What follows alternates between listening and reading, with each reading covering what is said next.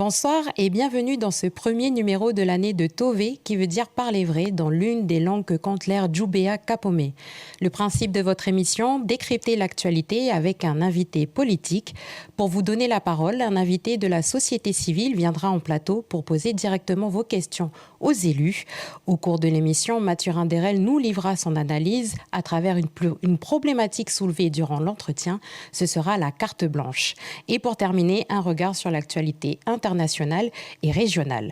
Pour ce premier numéro, nous avons choisi de parler de l'avenir institutionnel et des réformes fiscales, des thèmes cruciaux qui vont animer cette année.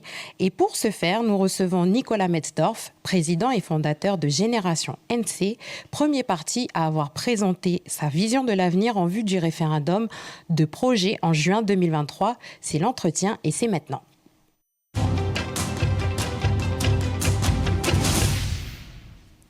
Nicolas Metzdorf, président de Génération NC, bonsoir. Merci d'avoir accepté notre invitation.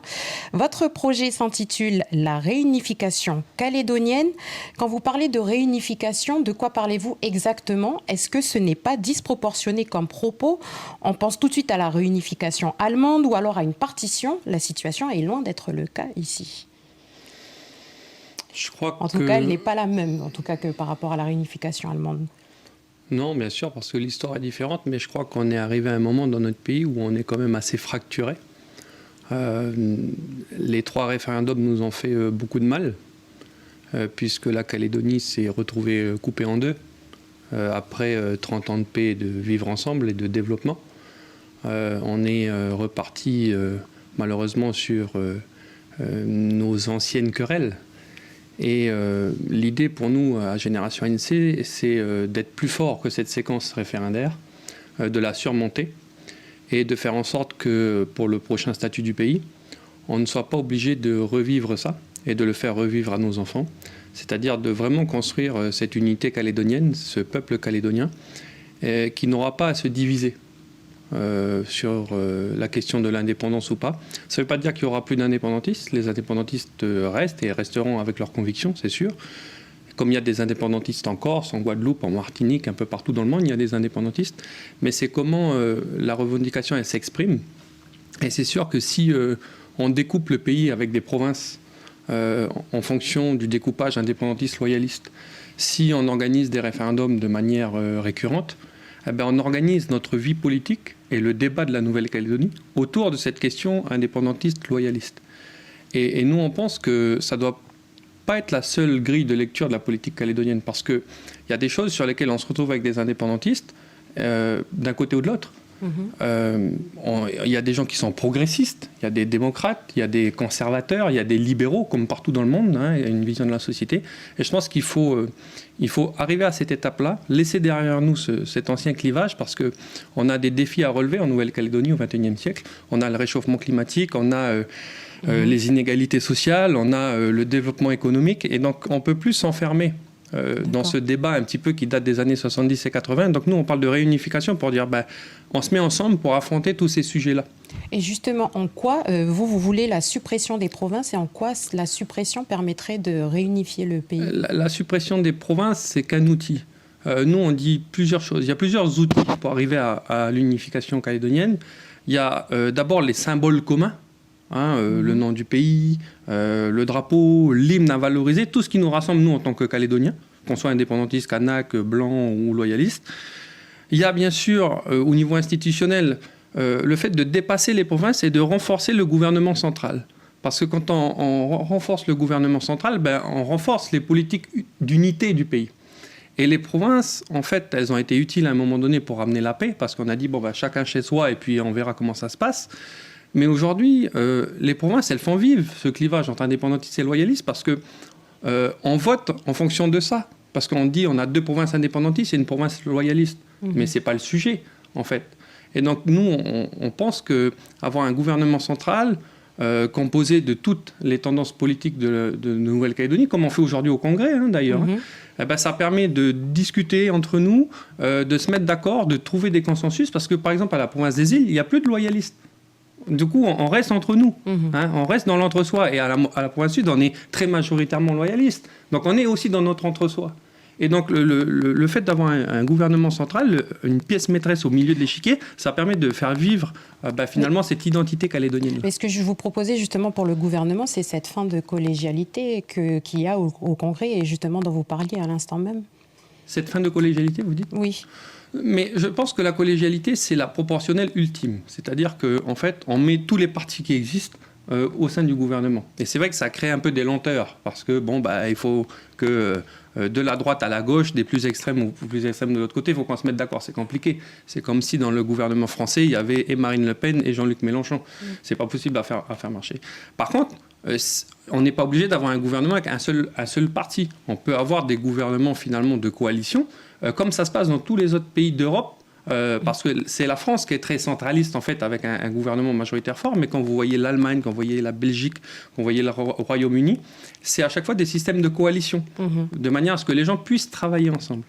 Alors pour le référendum de projet qui doit avoir lieu en juin 2023, selon vous, qui doit y participer ? Je pense qu'il faut intégrer un maximum de Calédoniens parce que l'entre-soi n'est jamais bon. Je pense que la Calédonie, c'est une terre qui s'est forgée avec des gens qui sont arrivés. Chacun a apporté sa plus-value au pays, chacun a apporté son identité, chacun a apporté sa vision du pays et du monde. Et donc je pense que si on veut construire une Nouvelle-Calédonie moderne, ouverte sur le monde et dynamique, il faudra inclure un maximum de gens. Et du coup, quelles sont les personnes justement qu'il faudrait inclure? Quels seraient les critères pour... Nous, ce qu'on propose à Génération NC sur le corps électoral, parce que c'est de ça dont vous parlez, on propose de revenir au corps électoral glissant. On propose de revenir au corps électoral glissant, de ne pas l'ouvrir totalement, parce qu'on est attaché à la citoyenneté calédonienne, à l'identité calédonienne. Nous sommes quand même un pays autonome de la République française, on n'est pas un département, donc on a cette autonomie-là, cette particularité-là. Mais c'est vrai qu'on n'est pas humain à ne pas autoriser des enfants nés en Nouvelle-Calédonie à voter. Vous savez que si on est né en Nouvelle-Calédonie, mais que les deux parents sont exclus du corps électoral, on n'a pas le droit de vote. Mais, alors qu'on peut n'avoir connu que la Nouvelle-Calédonie dans notre vie. Et ça, c'est quand même injuste. On peut se mettre d'accord là-dessus. Après, il y a d'autres critères que vous avez aussi. C'est 5 ans de résidence aussi. Oui, c'est le corps électoral glissant. C'est ça, c'est 5 ans. D'accord, ok. Alors, dans une tribune que vous avez signée avec d'autres personnalités politiques dans le journal Le Monde le 2 décembre, vous dites « Ce troisième et dernier référendum clôt la période de l'accord de Nouméa, processus unique et innovant de décolonisation. La décolonisation, c'est le thème sur lequel notre invité de la société civile souhaite vous poser des questions. C'est dans La Parole est à vous. »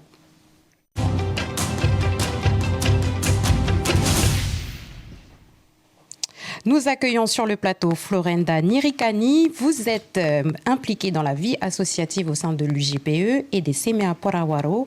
Et ce soir, vous avez 2 questions à poser à notre invité. Bonjour à tous, avec Nicolas. Bonjour. Alors, du coup, Nicolas, j'aimerais bien te poser la question suivante. Que signifie pour toi la décolonisation ? Pour moi, la décolonisation, c'est ne plus vivre dans un système colonial où il y a une puissance qui dirige de manière autoritaire le pays et les personnes qui sont en place. C'est aussi le fait d'avoir une égalité entre toutes les communautés. Moi, je sépare vraiment la question de la décolonisation de l'indépendance.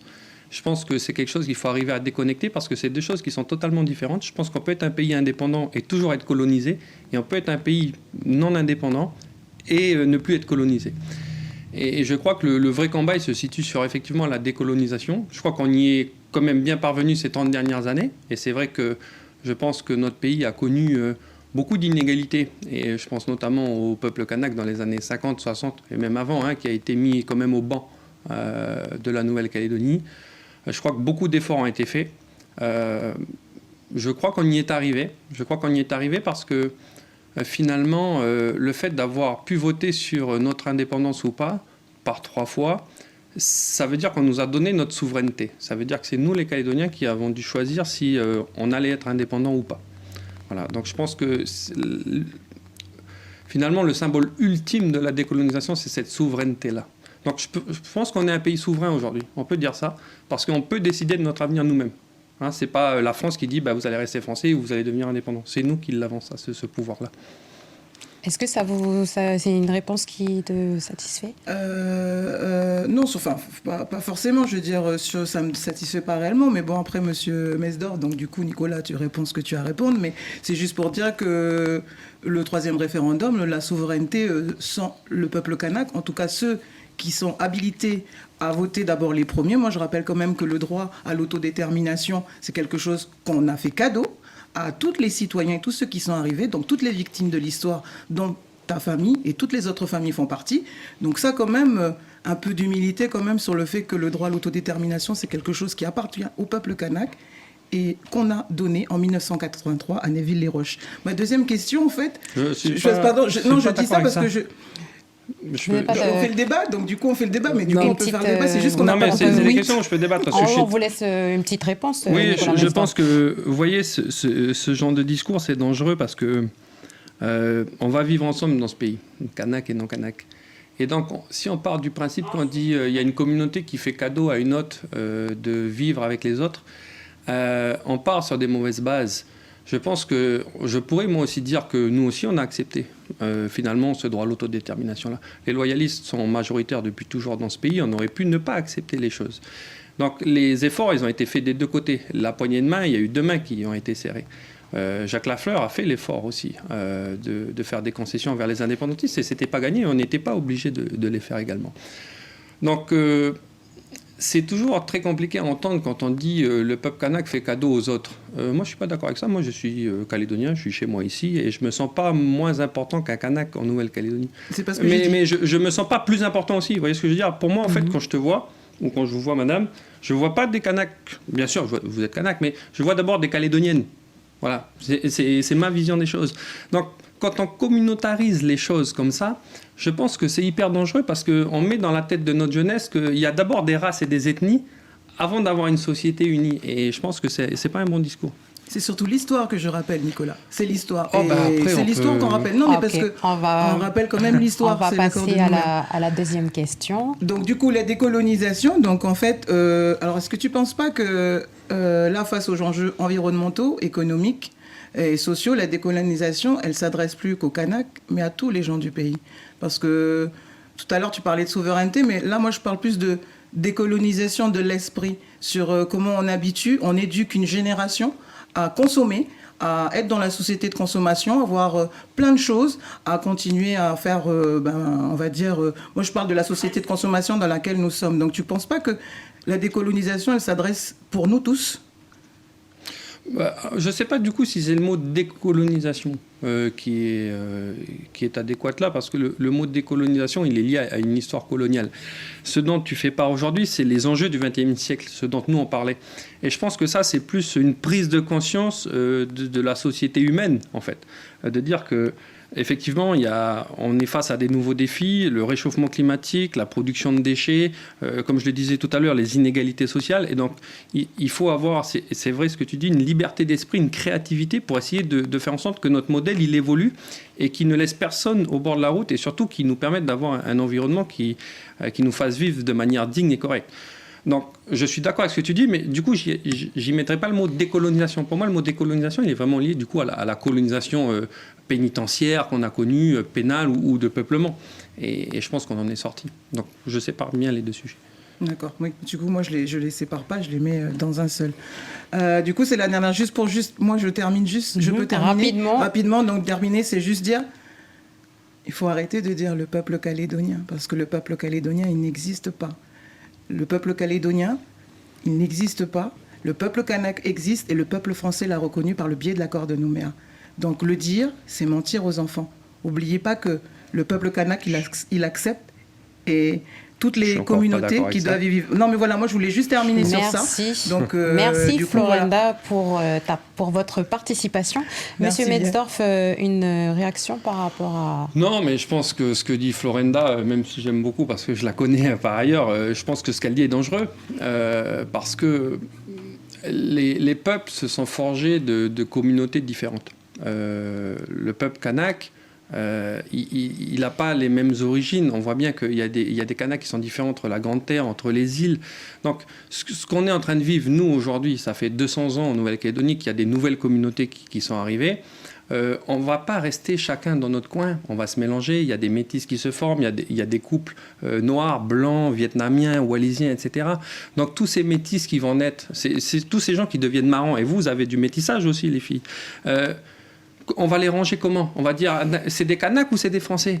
Ben moi, je pense que c'est des Calédoniens. Et le peuple calédonien, je l'affirme, il est en construction et on doit l'aider à se construire. Parce que sinon, si on n'aide pas les gens à se rassembler, finalement, on va continuer de vivre ce qu'on a vécu là et on va continuer de se battre, malheureusement, parce qu'on va exacerber les antagonismes, on va les amplifier. Et moi, je voudrais passer un message, c'est qu'il ne faut pas que le peuple kanak, qui est un peuple qui est fort, qui est millénaire, qui a une culture qui est très puissante, se referme aussi sur lui-même, parce que c'est ce que tu dis un peu dans ton discours. Je pense que la force des peuples, c'est de s'ouvrir aux autres. Et moi, je suis partisan, et c'est un discours que je tiens du côté loyaliste, il faut s'ouvrir aux Kanaks et aux indépendantistes pour que chacun prenne le meilleur de l'un et de l'autre. Donc, il ne faut pas avoir des discours comme ça, parce que malheureusement, on va continuer de séparer nos enfants entre blancs et noirs, et la vie, elle est un peu plus compliquée que ça. Merci, on va passer à la deuxième partie de cette émission. Merci Florenda Nirikani d'avoir accepté notre invitation. Merci. Alors, vous le disiez juste avant, le modèle doit évoluer. On décrit souvent l'économie calédonienne comme une économie de comptoir, héritage de la colonisation. Tout le monde s'accorde pour dire que ce modèle est totalement dépassé. Alors, votre parti dit vouloir relever les défis de la vie chère, des conditions sociales. Quelles mesures concrètes proposez-vous ? Écoutez, l'économie de comptoir, enfin, faut faire attention. Je pense que toutes les îles dans le monde avec très peu d'habitants dépendent énormément des importations parce qu'on n'a pas assez de production et de consommateurs pour avoir une production locale sur tout. Hein, c'est quand on a 300 000 habitants, on ne peut pas fabriquer des voitures, on ne peut pas fabriquer des trains, des je ne sais pas quoi. Donc on est obligé d'importer un maximum de choses, c'est normal. Par contre, c'est vrai qu'il faut tendre vers un maximum de production locale pour moins dépendre de l'extérieur. Et on le voit bien avec le conflit ukrainien que moins on est dépendant de l'extérieur, mieux c'est. Alors vous parlez à quelqu'un qui a beaucoup défendu en termes de politique publique l'autonomie alimentaire, l'autosuffisance alimentaire de la Nouvelle-Calédonie. Vous étiez membre du gouvernement en 2017, oui, de l'agriculture. C'est ça. Et donc, je pense que déjà en Nouvelle-Calédonie, on a 2 millions d'hectares de terre. On ne peut pas vivre qu'avec des importations. Je pense qu'on a une capacité à produire localement, à se nourrir localement, et ça sera la première force. Ensuite, on a un enjeu énergétique, c'est-à-dire de moins dépendre de l'énergie extérieure. Donc là, on se développe énormément avec les énergies renouvelables, mais il faut continuer à avancer avec notamment l'hydrogène. Et puis, il y a notre économie aussi, où je pense que même si on ne peut pas tout produire, il faut définir des secteurs économiques très clairs dans lesquels on va mettre le paquet. Parce que j'ai l'impression qu'aujourd'hui, en Nouvelle-Calédonie, on veut tout faire en matière économique. On veut tout produire. Oui. Je pense qu'il y a des secteurs où on est fort, l'agriculture. Je pense qu'il faut continuer à miser sur le tourisme parce que c'est important. Le nickel, bien sûr, et ses transformations. Un ou deux autres secteurs dans l'industrie et se focaliser là-dessus. Justement, je reviens sur l'agriculture. Vous étiez membre du gouvernement en charge de l'agriculture ou encore du budget, et vous étiez à la tête de l'Agence pour la prévention et l'indemnisation des calamités agricoles ou naturelles. Son bilan est mitigé et son fonctionnement a été épinglé par la Chambre des comptes. Vous avez également soutenu la politique agricole de la province sud sous la présidence de Philippe Michel, aujourd'hui abandonnée par le nouvel exécutif. Il semble encore que les résultats n'aient pas finalement été au rendez-vous. Je ne peux pas dire que cette mandature qu'on traverse aujourd'hui est une mandature qui ait aidé le monde agricole, c'est vrai. Moi, je suis très triste de voir que les efforts que nous avions menés conjointement, et je le dis avec beaucoup de respect, avec Philippe Michel, parce qu'aujourd'hui, nous ne sommes plus dans le même parti politique, mais c'est quelqu'un avec qui j'ai énormément travaillé sur le dossier agricole. Je suis assez triste de voir que les efforts que nous avions menés ont été abandonnés. Parce que pour nous, l'agriculture, ce n'est pas juste subventionner des gens ou financer des gens qui vivent de la terre. C'est vraiment stratégique pour notre pays. C'est moins dépendre des importations extérieures pour pouvoir manger. Et on voit bien que les guerres ne sont jamais très loin, finalement, et que nous dépendons beaucoup du commerce international. Et donc, si on apprend déjà à produire localement ce que l'on consomme, on sera beaucoup moins à risque que ce que l'on est aujourd'hui. Et c'est vrai que je regrette que cette mandature, avec notamment le gouvernement de Louis Mapou, ne mettent pas le paquet sur la question agricole. C'est regrettable, oui. Et c'est une filière qui est aujourd'hui en souffrance. Passons maintenant aux réformes fiscales. Quelle est votre vision ? Et quand elles vont arriver sur la table du Congrès, est-ce que vous allez voter pour ? Ça dépend parce que Louis Mapou a été très loin dans ses réformes fiscales. Il a proposé quasiment 40 milliards d'impôts nouveaux. Moi, je pense que ça, c'est une mauvaise chose. Pourquoi ? Parce que la Nouvelle-Calédonie, pour retrouver de la croissance, elle doit sortir de l'instabilité institutionnelle. Il n'y a pas de croissance économique, il n'y a pas de production de richesse, donc de paiement d'impôts, d'aide sociale, dans un pays qui ne sait pas où il va. Parce que les gens ont peur, sont inquiets, ne consomment pas, n'investissent pas, et donc on ne crée pas la richesse. Et donc si on dit aux Calédoniens, on ne sait pas s'il y aura toujours l'indépendance ou pas, on ne sait pas s'il y aura un référendum ou pas, mais on va quand même vous prendre 40 milliards d'impôts en plus, en fait, on va appauvrir le pays. Parce que ces 40 milliards-là, ils n'existent plus. Vous savez, on a déjà perdu 10 000 personnes entre 2014 et 2019. C'est Après, il y a des inégalités quand même. Non, mais les inégalités, madame, c'est très bien que vous me posiez cette question. Les inégalités, elles ne se traitent pas juste par l'impôt.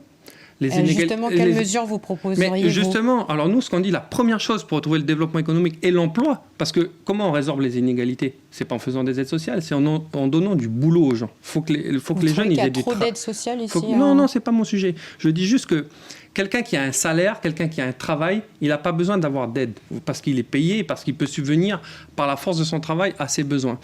Donc pour retrouver de l'emploi, pour retrouver du travail, pour que les entreprises réembauchent, pour que les collectivités recréent des postes, parce qu'aujourd'hui on en supprime, il faut sortir de l'impasse institutionnelle. Parce que vous verrez, quand on aura signé le nouvel accord, et je l'espère rapidement, avec les indépendantistes, les loyalistes et l'État, on va réouvrir devant nous plusieurs dizaines d'années de visibilité, de sérénité et de stabilité.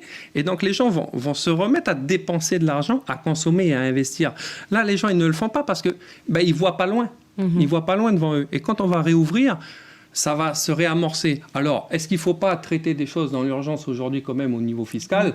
Parce que, bon, parmi les 40 milliards, il y a beaucoup d'impôts nouveaux qui ne servent à rien. Mais moi, je suis plutôt favorable. Par exemple, à Génération NC, on porte la taxe de redevance sur le nickel. Parce qu'aujourd'hui, on va demander aux Calédoniens de payer plus, notamment aux petits ménages avec la TGC. Mais le nickel, il était à $100 000 la tonne. Il était à $100 000 la tonne. Et tous les ans, on exporte des milliers de tonnes de nickel. Où va cet argent ? Pourquoi il ne revient pas aux collectivités calédoniennes ? Moi, je ne comprends pas qu'on puisse demander aux Calédoniens et aux petits de payer de plus en plus et ne pas taxer les sociétés qui exportent notre nickel, surtout quand le cours est très haut. On pourrait retrouver les milliards qu'on a perdus grâce à ça. Alors, Nicolas Metzdorf, vous étiez en France pour présenter votre projet, mais aussi pour rencontrer les cadres du mouvement En Marche pour soutenir la candidature d'Emmanuel Macron. Alors, quel bilan laisse-t-il ? Mathurin Derel nous en parle dans la carte blanche.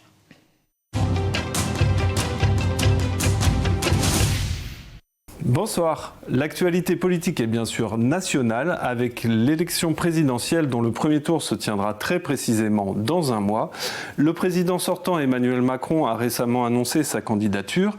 Je vous propose de zoomer un petit peu plus sur son bilan social. Pompiers, personnel soignant et surtout gilets jaunes, le quinquennat d'Emmanuel Macron, souvent qualifié de président des riches, a été marqué par des mouvements sociaux historiquement importants. Mouvements qui sont l'expression d'un ras-le-bol de la politique et qui se traduisent par une forte progression de l'abstention dans les bureaux de vote. Si Emmanuel Macron est taxé d'être le président des riches, c'est en raison du fait que les plus riches n'ont justement jamais été aussi riches. En parallèle, on peut mettre à son crédit une forte baisse du chômage en France, mais à quel prix ? Eh bien, celui de l'explosion de la précarité et de la pauvreté. Sur le quinquennat, le taux de pauvreté est ainsi passé de 14% à 14,6% de la population française. Deux derniers chiffres, 3,7 milliards d'euros, c'est ce qui a été retranché aux plus modestes et 3,5 milliards d'euros, c'est ce qui a été rendu aux plus riches. Donc les rapports successifs du comité d'évaluation du plan France Relance le montrent. Les baisses d'impôts pour les plus aisés n'ont pas entraîné d'augmentation des investissements. Une preuve supplémentaire, s'il en fallait, que la théorie du ruissellement ne fonctionne pas. Ça vous fait réagir, Nicolas Metzdorf ? Vous n'êtes pas... on vient de le voir, voilà. Non, parce que c'est un discours très à gauche que vient de nous faire Mathurin, et je ne suis pas du tout d'accord avec ça, parce que... Avec les chiffres, pourtant il y a des chiffres... Oui, mais les chiffres, vous savez, moi je vais vous dire une seule chose, c'est que le taux de chômage en France, il n'a jamais été aussi bas, puisqu'il est à moins de 7% aujourd'hui, alors que ça fait des années qu'il était à plus de 10%. Mais c'est ce que je disais pour la Nouvelle-Calédonie. En fait, vous opposez les patrons et les salariés, les riches et les pauvres. Après, le constat, Mais ce qui compte, il est là. c'est si vous prenez l'argent aux riches pour le donner aux pauvres, les riches n'ont aucune raison d'investir et créer de l'emploi. Et c'est ce que Emmanuel Macron a fait, qui est quand même un super caïd en économie, il faut le dire. Donc il a baissé l'impôt pour les chefs d'entreprise. Mais pour on a les vu, gens. les investissements n'ont pas forcément suivi Mais, aussi. et l'emploi, il a baissé pourquoi alors? C'est apparu comment? L'emploi Non, mais a parce que progressé, oui, mais mais- l'emploi. Non, mais après, excusez-moi, la mais c'est quand même. précarité. Non, mais c'est quand même la meilleure redistribution de richesse, madame.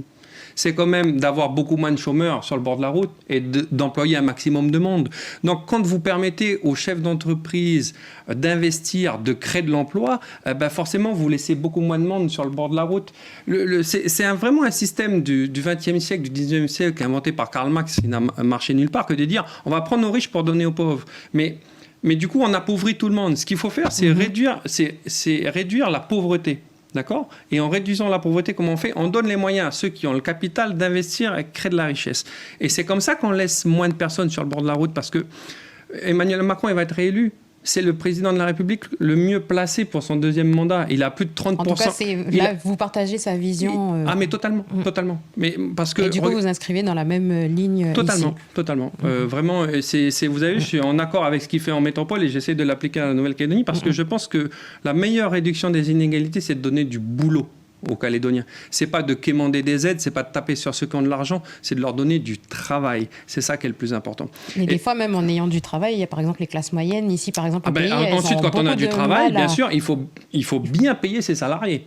Et pour que les entreprises payent correctement leurs salariés, il faut que là aussi elles gagnent de l'argent. Parce que moi, je suis pas d'accord de dire que les patrons, c'est tous des voyous, ils s'en mettent plein la poche et ils donnent rien aux autres. C'est pas vrai. Mais parce que vous savez, c'est l'entreprise qui crée de la richesse. Les fonctionnaires, les aides publiques, ça tombe pas du ciel. C'est de l'impôt qui est payé. Mais c'est de l'impôt qui est payé par qui? Par les gens qui gagnent de l'argent. Oui. Parce que s'il n'y a personne qui gagne de l'argent, il n'y a personne qui paye des impôts. Donc il n'y a pas d'aide sociale, il n'y a pas de fonctionnaires et il n'y a pas de politique publique. En sachant qu'il y a aussi le coût de la vie qui est qui est élevé ici en oui, Nouvelle-Calédonie. Du bien coup, sûr. comment accompagner les foyers, les ménages moyens dans la consommation, puisque déjà, voilà, avec des revenus qui permettent... Déjà, vous voyez, c'est en n'augmentant pas la TGC. Parce que ce que veut faire le gouvernement Mapou, qui est un gouvernement de gauche indépendantiste, vous le savez, ils vont augmenter la TGC. C'est quoi la TGC? C'est une taxe qu'on met sur tous les produits de première nécessité. Il y a la TGC, il y a sur tous les produits. Dès que vous achetez quelque chose, vous payez de la TGC. J'ai envie de dire, pourquoi le gouvernement Mapou il ne taxe pas les multinationales de nickel avec la taxe d'exportation à 100 000 $. C'est une réforme envisagée non, elle n'est pas envisagée, elle n'est pas votée. Et les indépendantistes ne l'ont jamais mise sur le bureau du Congrès. Vous savez pourquoi?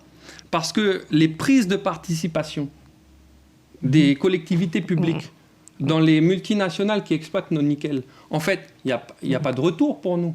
Vous savez c'est quoi? C'est l'avantage qu'ont les industriels pour nous tenir. Et donc, quand la province Nord elle est actionnaire de l'usine du Nord, qu'est-ce qu'ils disent les mecs qui exploitent l'usine du Nord? Ils disent, surtout vous qui êtes actionnaire de l'usine, vous ne mettez pas en place la taxe d'exportation et la redevance d'extraction parce que ça va nous coûter de l'argent. Donc, ils contrôlent les politiques par ces prises de participation publique qui ne rapportent pas. Donc, nous, ce qu'on dit à Génération ANC, c'est pas de prise de participation publique dans les entreprises minières en Nouvelle-Calédonie. Par contre, des taxes à la sortie. Parce que les prises de participation publique, c'est de l'achat de politique. Alors, je vous propose maintenant qu'on fasse un tour de l'actualité régionale dans le plan large.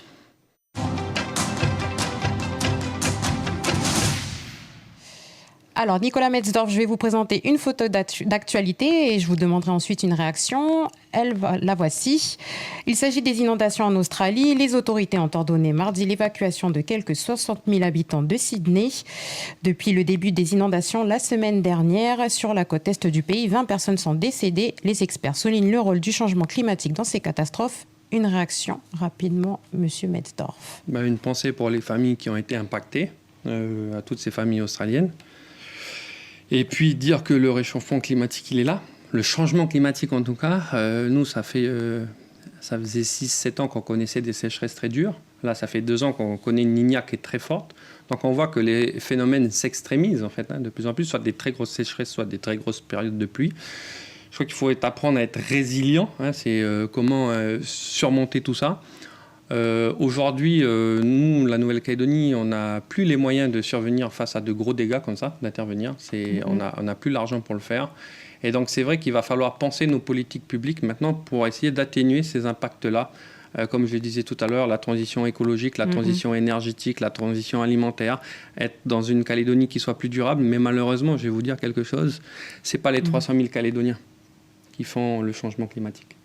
C'est le milliard et demi de Chinois, c'est le milliard d'Indiens, c'est les centaines de millions d'Américains. Et nous, on essayera de faire le mieux qu'on peut sur notre petite île pour se donner bonne conscience et puis pour être aussi en phase avec notre époque. Mais si les pays les plus développés du monde continuent de cette manière-là, malheureusement, nous n'y pourrons rien.